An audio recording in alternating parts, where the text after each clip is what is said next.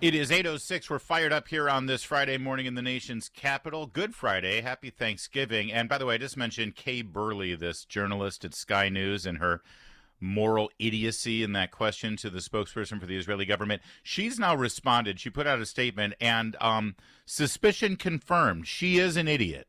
And we'll tell you what her response was coming up in just a moment. Plus, 10 minutes from now, we'll check in with Trevor Matich and talk about how soon the Commanders are going to fire Ron Rivera. Not soon enough, in my opinion. It's Larry O'Connor alongside Patrice on Wuka. Happy Black Friday to you. Happy Black Friday. I have not said Friday for the morning. Well done. Happy Black Friday indeed. A lot of people are going to be grabbing their Benjamins and throwing them at various companies in preparation for their Christmas buying spree. Although it's funny, every time I buy something on Good Friday, it's for myself, not as a present for anyone. I think that's what the stores are banking on. Well, and that's what I need to do today, but I need to choose wisely. To help me with that is Will Hild, Executive Director of Consumers Research, who has always led the charge on pointing out how corporations have gone woke and then hopefully help them to go broke or have them see the error of their ways. Will Hild, happy Thanksgiving. Thanks for joining us. Glad to be here. Thanks for having me.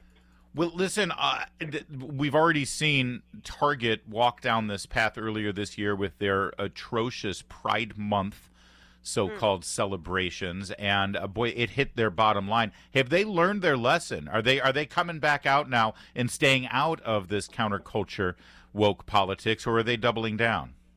No, they are unfortunately doubling down. Their CEO went on CNBC just a week or two ago, and even in the past issue that they had targeting youth with these LGBTQ products, this tucking swimwear and stuff like that, he came out with a bunch of lies, basically blamed consumers for being upset about this, which is pretty insane.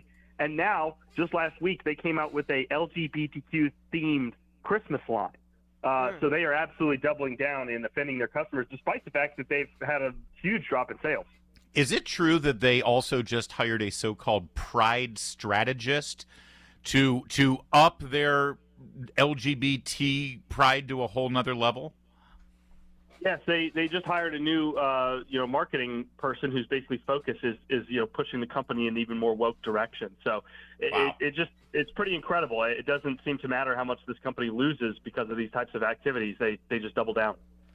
Well, Will, I mean, I'm so thankful that you put out this woke alert about these different companies, and I'm sure people can think of other companies that would make this list. But let's talk about how to push back on this, because obviously our dollars are huge. Not shopping, hitting their bottom line is big, but also I'm sure there's a way for if you own stakes in these companies as shareholders for you to push back. What can stake shareholders do? That's a great question. So you just named basically the three things that consumers and shareholders can do to push back. First is obviously stop spending your money there. We always support people's right to use their wallet to vote for the products and services that they care about most. The second thing, and we always include the customer service phone number in our woke alerts for this reason, is it's important to follow up with a phone call and let customer service know why it is you're not going to be using that company anymore, buying their products, because they may see a drop in sales, and for some of these companies, 1%, 2%, 3% drop in sales is huge. That doesn't sound like much, but when you're running a retail operation, that's a huge drop. But if they don't know why that drop is happening, it doesn't filter up as much to the executives as you might think. These people obviously live in ivory towers and little bubbles of their own. They go to their country clubs and whatnot, where they all think the same way. And they don't always know what the average person, how offended the average person is. So we always encourage people to use their voice in addition to their wallet. And then lastly, absolutely, if you have shares of this company, there are ways in which you can vote your shares for different shareholder proposals. We're going to probably be putting together a primer on this very thing for people who hold a significant number of shares against these companies, to start putting together some conservative shareholder proposals to push back on this woke nonsense. Will Hild is our guest. It's Consumers Research. They have been really at the forefront of this. First time I really got the inside details about how woke these corporations have gone and how the boardroom is dictating all of this was from Will Hild, laying out there. If I remember right, you were raising the red flag about Coca-Cola years before they decided to go on their jihad against the state of Georgia for daring to ask for ID when somebody goes to vote, which, by the way, should be none of their business because their job is to sell us a sweet, fizzy drink. Has it gotten through yet, Will, to some of these companies, or are they still basically being dictated by that one guy sitting in their boardroom from BlackRock or from whatever other major investment firm? Yeah, I think the good news is, despite the companies that find themselves on this week's woke alert and Target notwithstanding, a lot of these companies seem to have learned their lesson. Haven't seen companies like American Airlines, Coca-Cola weighing into state legislative fights like they did, as you noted, ridiculously during the election integrity legislation moving through Georgia and Texas a couple of years ago. So you've definitely seen a climb down of these companies. And I always like to leave. It sometimes gets discouraging to see companies like Target double down, say we don't really care what our customers think. But I want consumers to feel empowered because over the last year and a half, we have seen a tidal wave of consumer activity pushing back on these companies. I mean, look what happened to Anheuser-Busch. Look at their drop in their sales. Look at how sustained that has been. And in addition to that, I mentioned using your voice, not just your wallet. Look at the social media, the razzing they were getting. I mean, the videos and the jokes that we were people in, that is a nightmare for any marketing department. So I do think that we are still in the early innings of the fight against woke capitalism and this woke nonsense and a lot of these. But, however, the momentum has absolutely shifted, and consumers should feel empowered about what's happened over the last 18 months. Well, and I think that's really important because I think the left has always thought that they could use things like boycotts against conservatives, and they've seen that actually doesn't work against. It works both ways. Conservatives and people who just have common sense values can absolutely use their dollar against them. Just thinking through the rest of going into next year, are there ways? I mean, I'm thinking about DEI, and we've seen DEI being destroyed. A lot of these positions eliminated in corporate America. Do you see that wave as maybe being part and parcel of how we can fight back against these woke campaigns, like hiring DEI people to make sure that you have, LGBTQ nutcrackers? I mean, is that going to be part of the next wave of how we fight back against this wokeism in corporate America?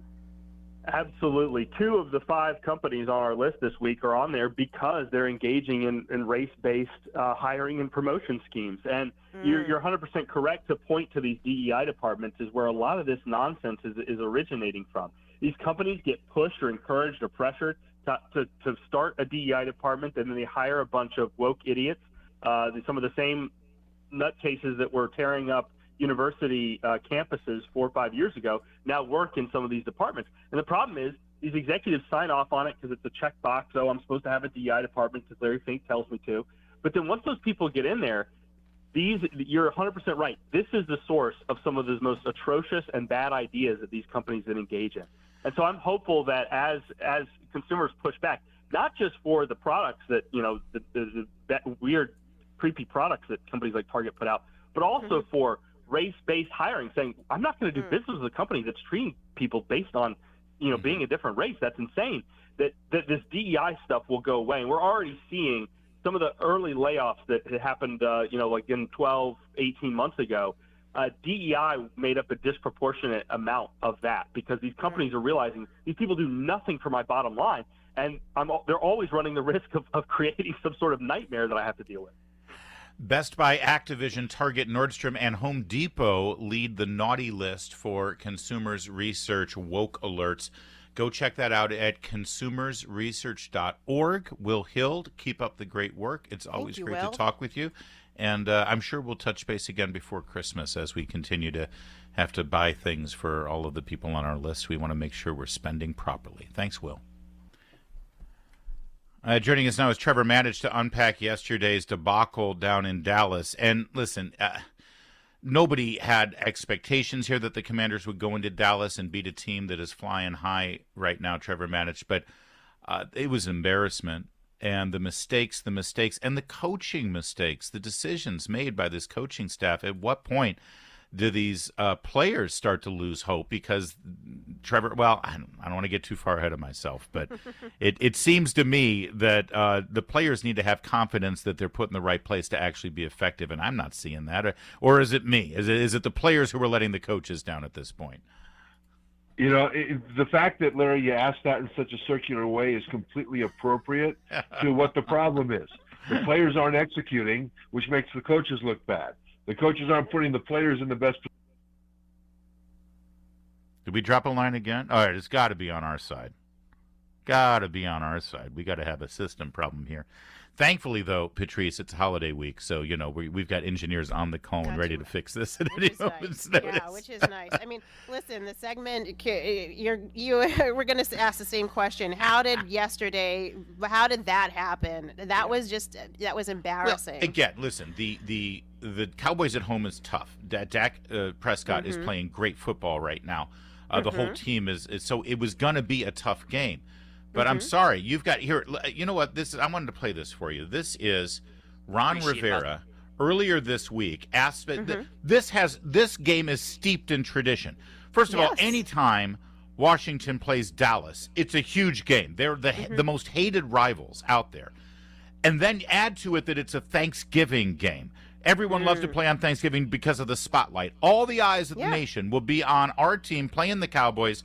Listen to Ron Rivera's answer when he was asked about that. Thanksgiving Day game's always special. What do you appreciate about this game and being a part of this game on Thursday? Just the fact that it'll be a couple extra days to relax a little bit. That's it? What? Trevor, that's how he's motivating the team. Hey, guys, we get through this game. We'll have an extra few days to relax before the next game. Where's the motivation there? Well, he's never been the guy that has publicly been jumping up and down and giving you the rah-rah speech. And a lot of coaches will talk to their players through the media. And, I think what he was saying was, hey, guys, don't feel the pressure. And so I don't mind that necessarily because this team had a lot of pressure on it to perform well or bust, and it was bust, it turned out. But, Ron Rivera to me has been, even though the results haven't been good, he has been borderline magnificent in the way he's handled all the problems that he's had to handle, including this year staying focused on the team instead of talking about his own future. So do you think his job is not on the line then? You think he's safe? No, I think they're going to have wholesale changes. Because the way new owners think is the same way that new coaches think, which is to say, look, you're the old guys, and you made the old guy look bad on the field. You're not going to make me look bad. My own choices are going to make me look bad. Mm-hmm. So I think there's going to be wholesale changes.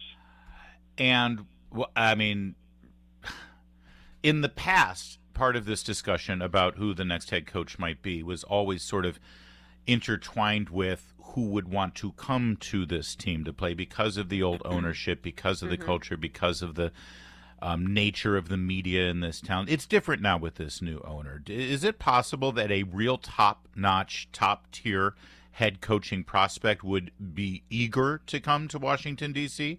and renew the commitment to excellence that used to be here? I think there's a much better chance, and I think that's reflected in some of the free agents that came under the previous ownership regime. Remember when Bruce Smith came? Buffalo, who knew him better than anybody, decided it was time to let him go, and Washington picked him up. Why? Well, because nobody else really wanted to come. They had to make a splash somehow. Dion did the same thing. I mean, it was the kind of thing where players didn't want to come except for to get a big old payday at the end of their career. They didn't come because they thought they could win a championship. That's different. And you're right. This time with the new ownership, there's a much better chance. Plus, if you're a new coach or a new player, you get to meet Magic Johnson. That's pretty cool. So here's the thing, Trevor. I like the rah-rah kind of coaches. I like the ones who are motivating and really sort of fire people up. It also fires up the fan base. Here's what I'm thinking.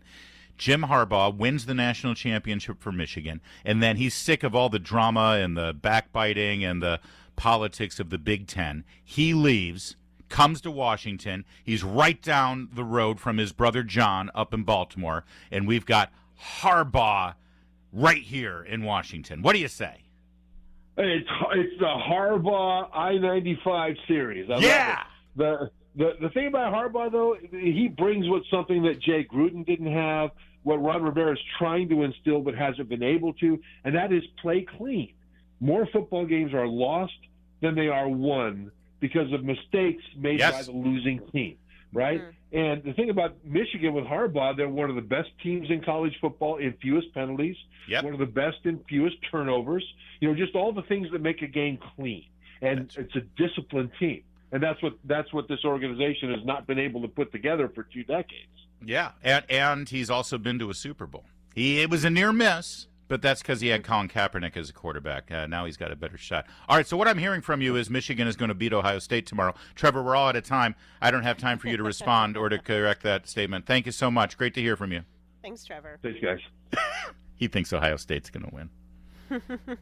He's wrong, I hope. It's 8:24. Coming up, a huge political earthquake in the Netherlands, this one on the heels of the Argentinian election.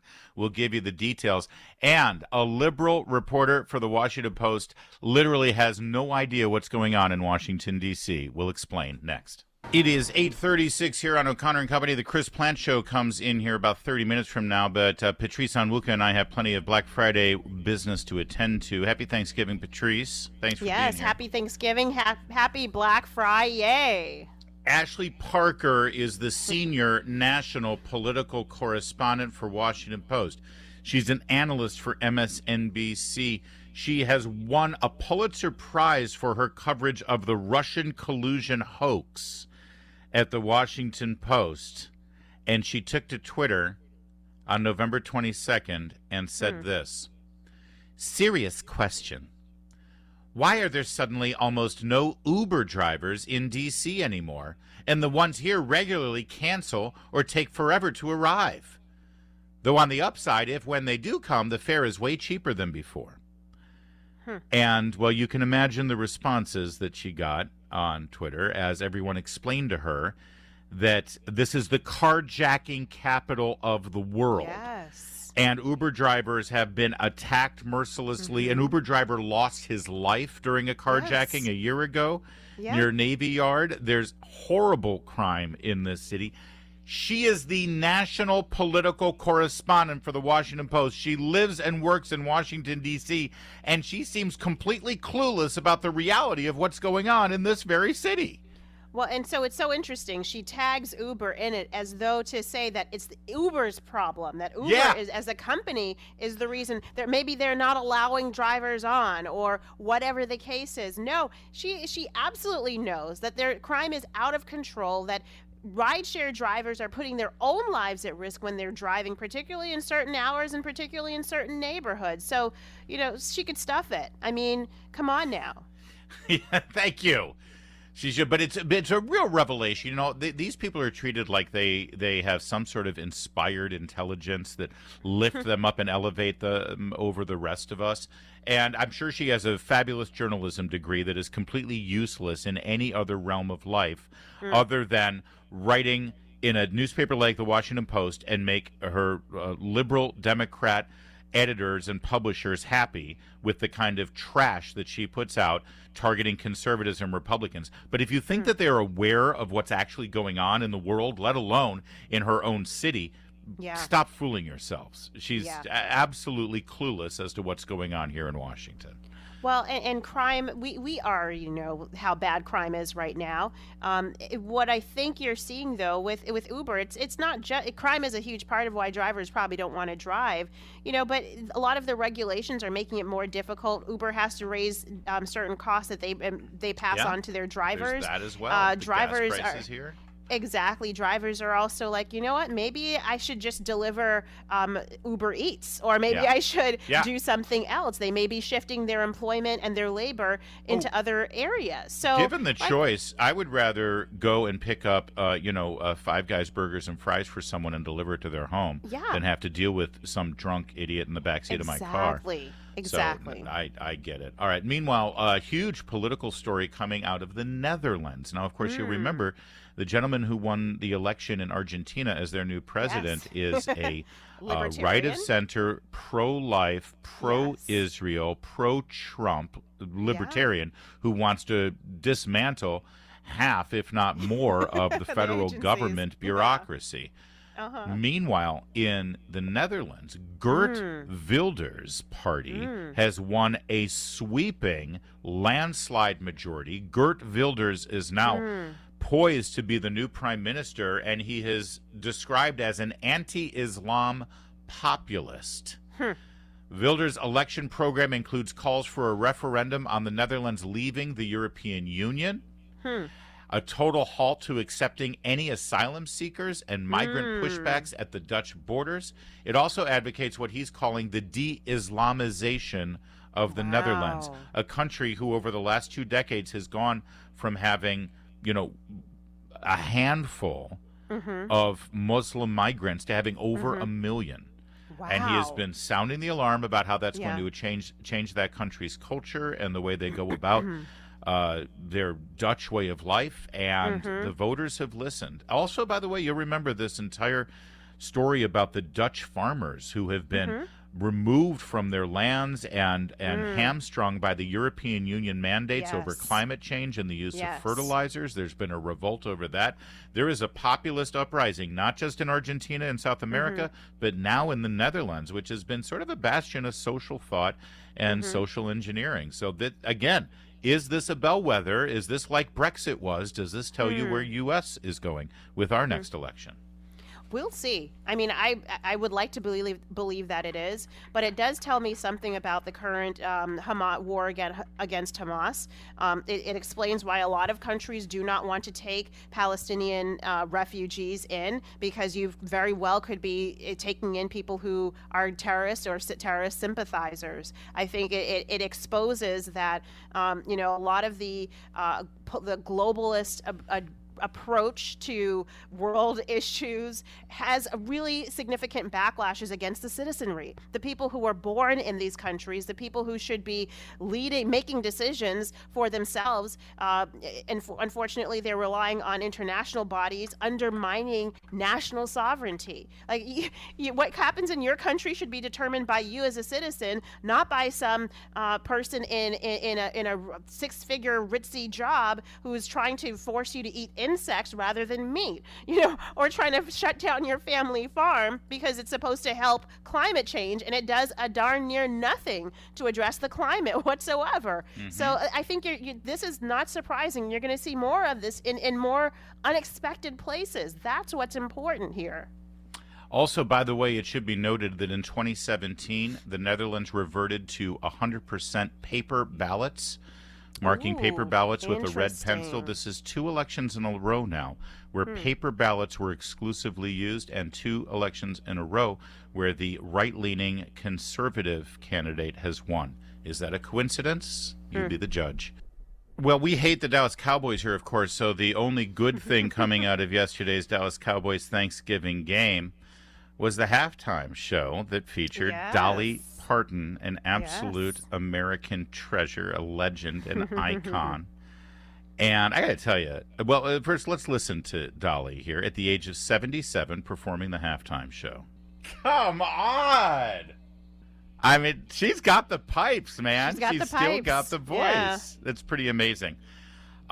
When you think about it, if we could to fade her out there, I'm sorry, she's fabulous. But Dolly is the same age as Donald Trump. In fact, about 5 months older than Donald Trump.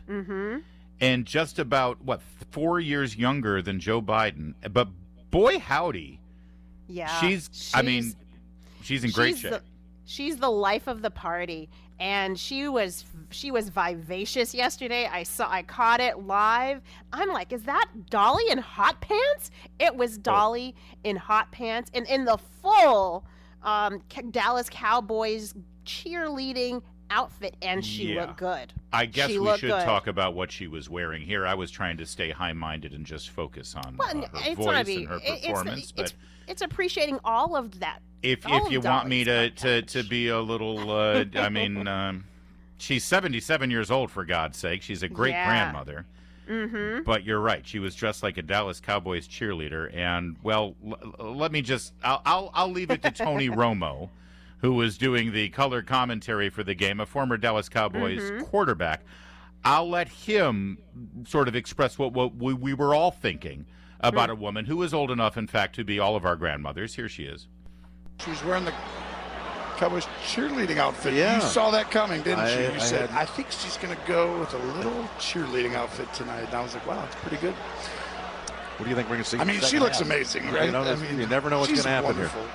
Who doesn't like Dolly Parton? No, she's absolutely an American treasure. That's for sure. Tony needs to settle down a little bit here. He was gushing. He was a definitely little beside himself. He was appreciating everything Dolly had to offer last night. There was some editing going on. He was self-editing, I think. Did you hear him? There was somebody who's like, yeah. She looks amazing. And like, if you watch the facial expressions, you could definitely tell that the other new broadcaster is like, okay, I'm trying to keep this PG. I want my job. You're Tony Romo. You keep yours. Well, I mean, let's face it. She's still... She looks really good. I'm feeling very Robo-like right now. She would give Martha Stewart and Martha's thirst trap photos a run for the money. Why do we have to deal with Martha Stewart in all of these pictures? Just Dolly should take over. Exactly. But now I will say that she was, after a while, holding on to the stage. I mean, she's an older woman. I can understand. Out there in tights and hot pants and heels, singing at the same time and moving around the stage is a lot. But I give her a lot of credit. Her a lot of credit. Absolute sensation. She did look great. And well, I mean, you know, Dolly Parton is known for a certain physical attribute that she has. Her voice, yes, we know. Yeah, and she put it on full display yesterday. She still got it. She was fabulous. Let me just say, she did put it on full display. As those of us who recognize and understand vocal technique, she has one of the best chest voices of any other performer out there. You mean just voices, right? But specifically, she utilizes that chest voice, and it's magnificent. Okay, it's 8:53.